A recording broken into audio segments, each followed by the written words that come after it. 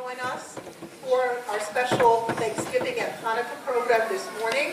But we'd like to start by welcoming alumni. We're so proud. To me, really, that's the hallmark of the school, that our alumni want to come back and feel so much a part of the HHAI family. I'd like to ask all the alumni who are here to please stand so we can recognize them.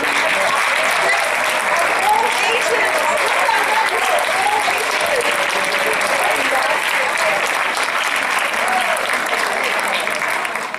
Thank you. When the Jewish people were enslaved in Egypt, Moses negotiated with Pharaoh. And Pharaoh said to him, eventually, at the 8th plague, Mi v'mi ha'holchim. Who wants to go out? Who is this people that you're talking to me about celebrating a religious holiday in the desert? And Moshe understood full well that Pharaoh, to him, the Jewish nation, was one generational, the parents, but not to Moshe. So Moshe's response is classic. Bina arenu u'vizkeinenu nelech. We want our youth, we want our elders. Youth and maturity are very much a part. The nachat that we have, the pride that we have as Jews, is in celebrating generations together. Not just one generational, but vertical unity, that our great-grandparents and our great-grandchildren share the same traditions and share in this pride. At this time, we'd like to ask everyone to please rise for the anthem.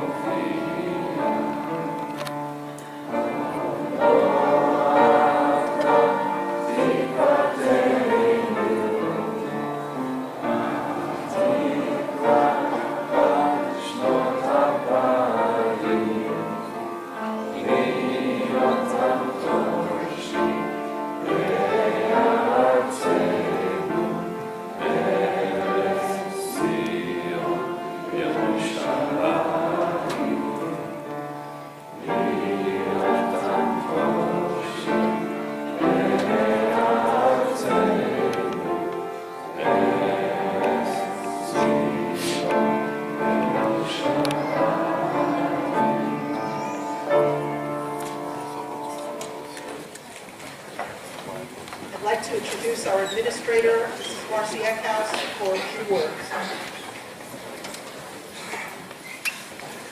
Good morning, welcome. It's so nice to see everybody here.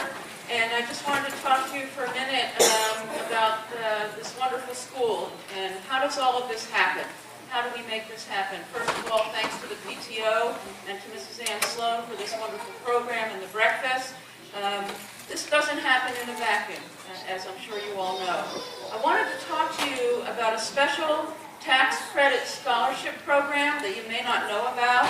If you pay state taxes in the state of Indiana, you have the opportunity to support our school and receive a 50% tax credit. That's a pure credit. So if you were paying $1,000 in state taxes and you made a $1,000 donation to the school, you're now only paying $500 in state taxes. And in addition, you would continue to get your federal tax deduction for that donation. The donation needs to be made to something called the Educational Choice Charitable Trust, and when you do that, you designate the Hastings-Heber Academy as the recipient of those funds. Those funds are used for scholarships. This year, we had almost $100,000 of scholarship money that we were able to give to our students and our families as a result of donations made to this fund. I'm happy to answer any questions you may have. That's a very quick explanation. The children are waiting to perform, so I won't go into any more detail. But if anyone would like more information, I'm happy to speak with you today or some point in the future, keeping in mind that this donation needs to be made before January 1st if you want the tax credit for 2014. If you're not able to do this, there are envelopes on the tables for cash donations, check, credit card, cash, we take everything. Thank you for your patience and enjoy the program. The theme of this morning's program is inspired by the rare confluence of Thanksgiving and Hanukkah. And the idea behind it was we wanted our students to study, to explore, to learn, and understand the solar and lunar calendars and the reason that it comes out in this particular way. This was not an isolated learning experience. In fact, it's in consonance with the school's mission of, through the learning environment, nurturing responsible and caring Jewish adults and American citizens so that we ensure the future continuity. Without any further ado, it is my pleasure to introduce the Hastings-Heber Academy, the sun, the moon, and the HHAR stars, beginning with the early childhood program.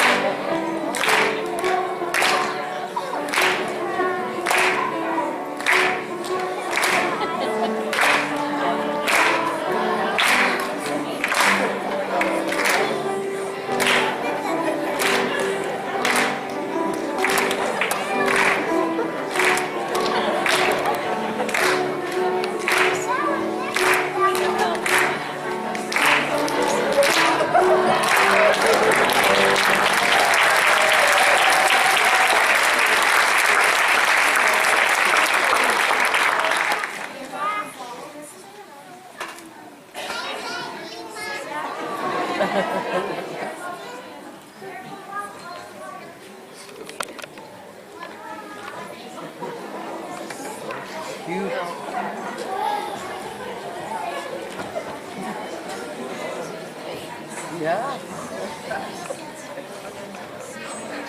We send them to school India and India and India.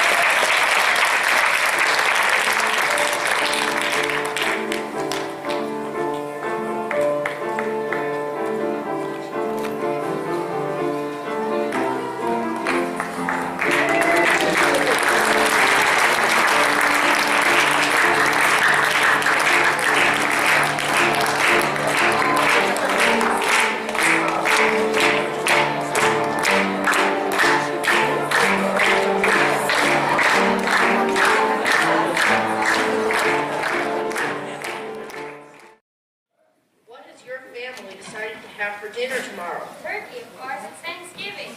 Yes, but it's the first day of Hanukkah, too.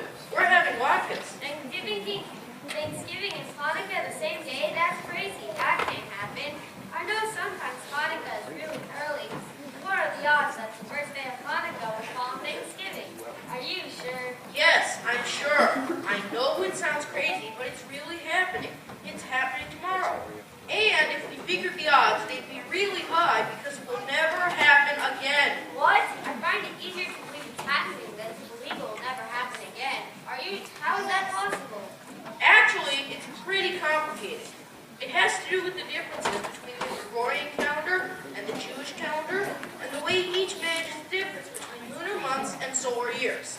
I'm getting more confused all the time. What are you talking about? What's a Gregorian calendar? It's the calendar set up by Gregory in Roman times. It uses a leap year every 4 years to make up for the fact that it does not take 365 days for the Earth to orbit the Sun. It really takes 365 ¼ days. But it's impossible to have a quarter of a day because you can't stop the sunsets and sunrises to have a quarter of a day. That's definitely true. How does the Gregorian calendar fix the problem? It doesn't fix the problem, it just deals with it by adding an extra day every 4 years. In leap years, there are 366 days instead of 365.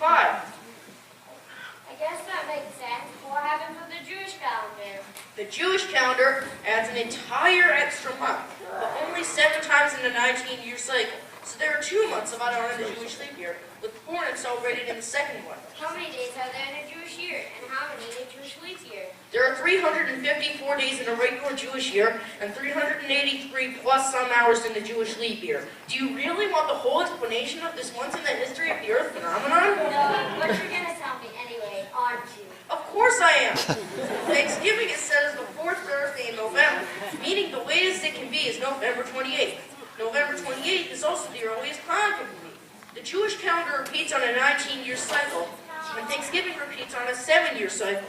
You would therefore expect them to coincide roughly every 19 times 7, or 133 years.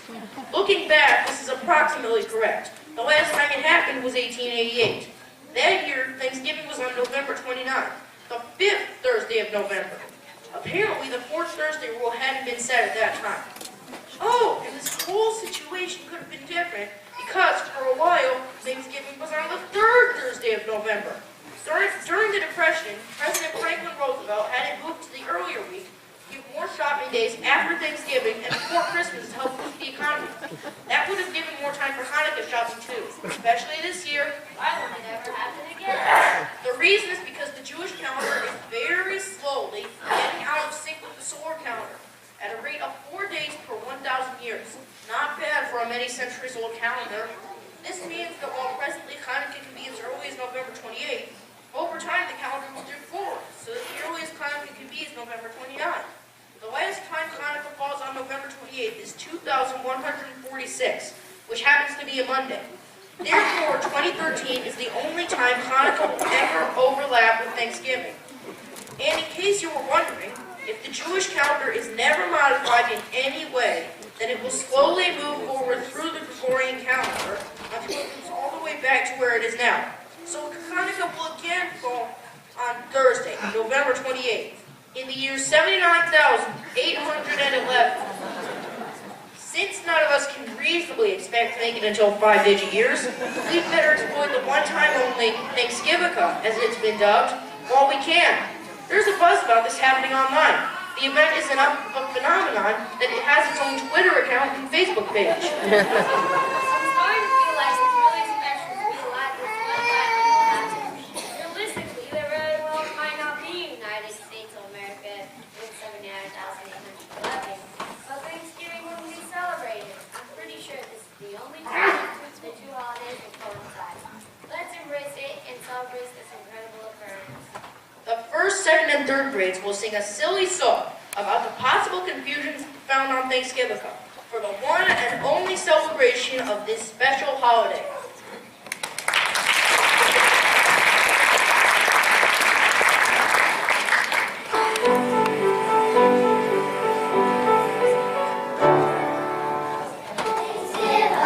Thanksgiving, I'm so confused by you. Thanksgiving.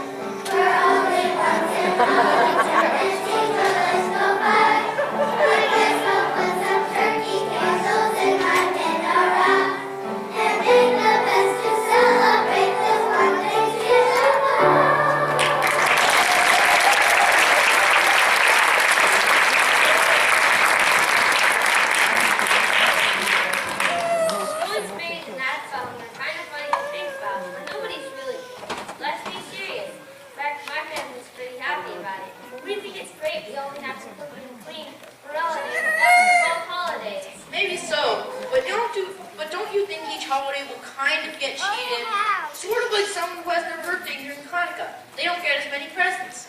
I understand Herschel Nathan has his birthday during Thanksgiving. He's really going to get cheated. Maybe his is really special. Maybe we should ask him. Hey, Herschel!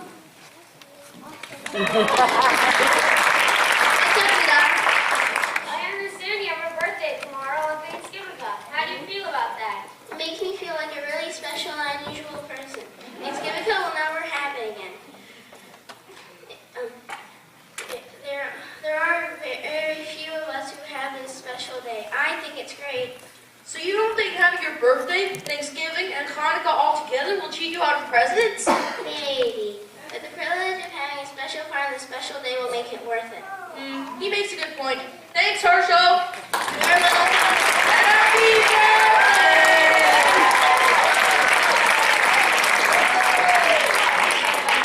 About the two calendars. Why is the Jewish calendar based on the moon? It is the first collective commandment of the Torah to establish a lunar calendar. Since the moon has no light of its own, it only reflects the light of the sun and symbolizes the Jewish people reflecting the light of God. For centuries, each month was set by the Sanhedrin, Jewish Supreme Court, until a fixed calendar was established by Hillel II about 1,500 years ago. That fits right in with what the next song is saying. It explains a little of how important the moon is to the Jewish people and what its phases represent.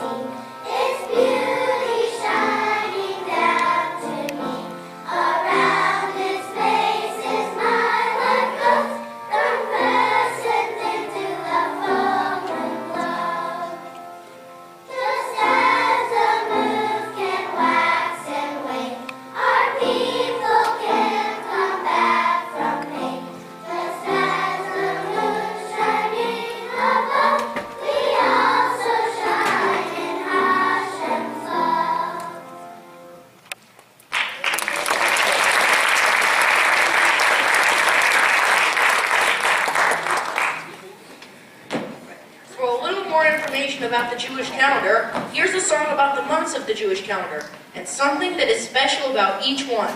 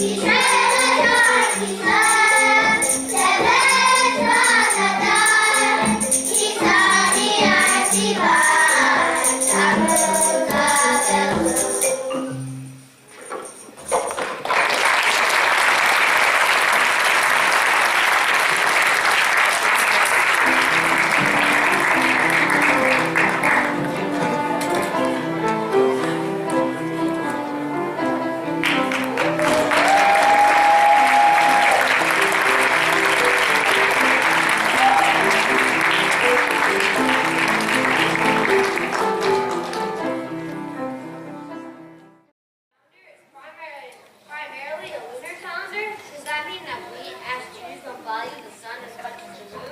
Not at all. In fact, this brings up another really rare occurrence. Birkat HaChamah, blessing of the sun, refers to an exceedingly rare Jewish blessing that is recited to Hashem, thanking him for creating the sun. This blessing is recited when the sun completes its cycle every 28 years on a Tuesday at sundown.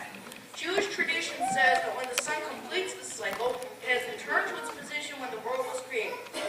Because the blessing needs to be said when the sun is visible, the blessing is postponed to the following day, on Wednesday morning.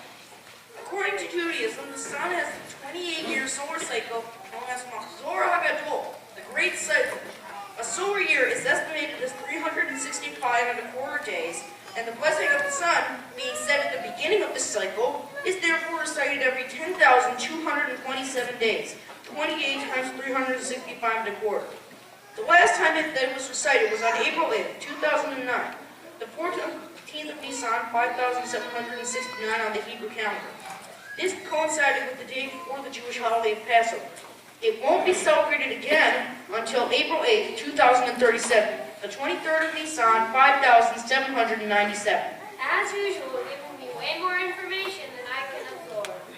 Let's just enjoy the beautiful music of sunrise sunset that relates the rising and setting of the sun to the stages of life and how each year seems to pass.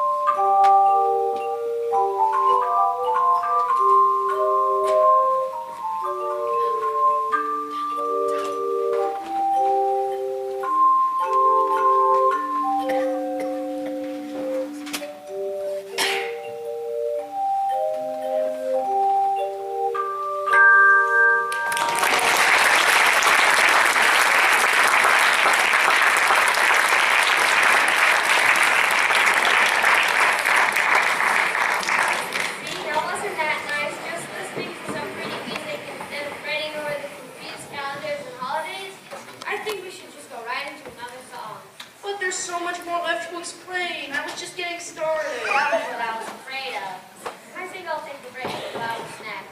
Now, where did I put that lock and applesauce? You didn't really put a lock in your jacket, did you? Maybe, or maybe I just want you to stop giving me all this information.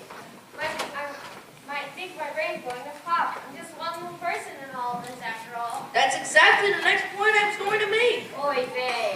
That we're just small specks in all the grand universe, like sun, moon, planets, galaxies. Can you imagine that any planet could have a calendar planned for its years and months? And that our solar system full of planets orbits around only one of many suns in the universe? That is rather overwhelming to consider. Just how big is all this anyway? Let's listen to the 4th, 5th, and 6th graders with a song that begins to explain just how enormous the universe really is.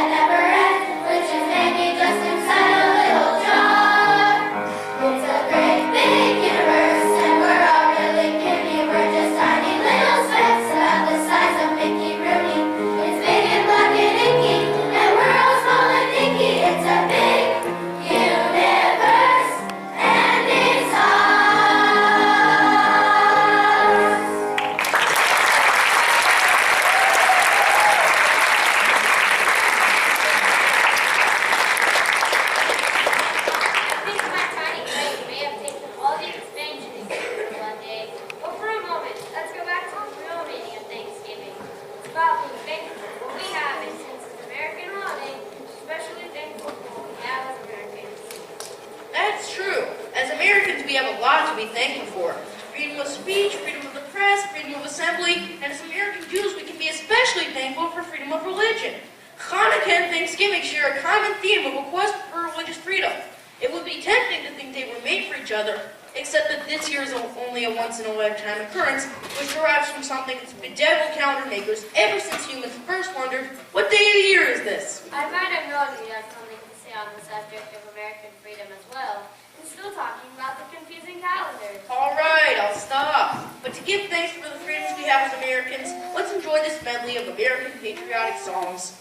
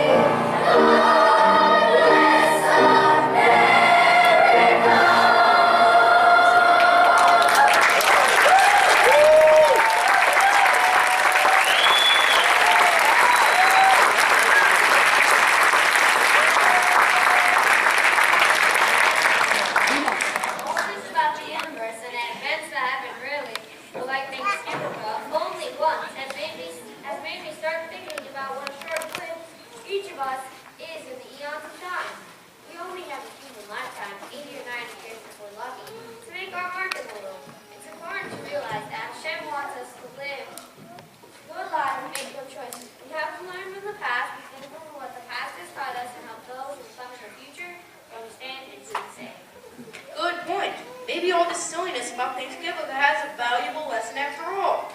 We need to take our one chance to do our best and hope others do their best as well. We must study the Torah to know what Hashem wants, then be sure we do it. We're getting old enough, right about bar mitzvah age, to really start to understand. When we were younger, we started learning, but couldn't really comprehend until, well, actually, right about now. I just became really thankful for Thanksgiving. By only happening once, it's teaching us how important our one life is to the world and to what happens in the world. As Jews, we have the ability to consecrate time and use it for the best purpose. Our lives are given to us to do just that, and we must have the strength to follow through. Let us not underestimate this moment for the American Jewish community. Thanksgiving is an invitation to celebrate the places where Jewishness enriches America and where America enriches the Jewish people. This November, American Jews are invited to sit down at the Thanksgiving table and tell stories of Jewish gratitude. Let's make sure this happens regularly, not just every 70,000 years. Happy Thanksgiving!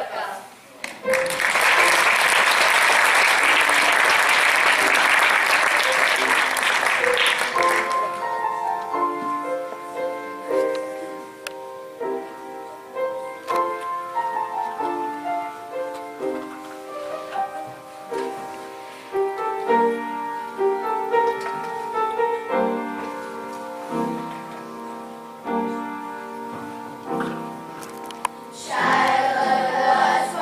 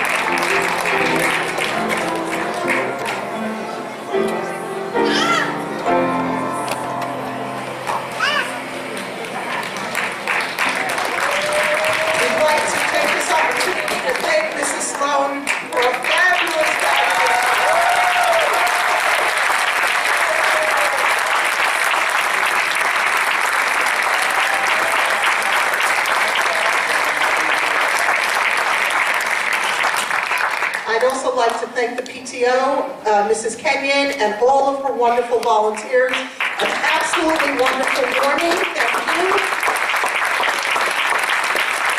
Parents, grandparents, and friends are invited to their children's classrooms, to the book fair, to the boutique, to sign up for parent-teacher conferences. But that's really Thanksgiving with conferences in the middle during this time. Thank you very much and have a wonderful holiday.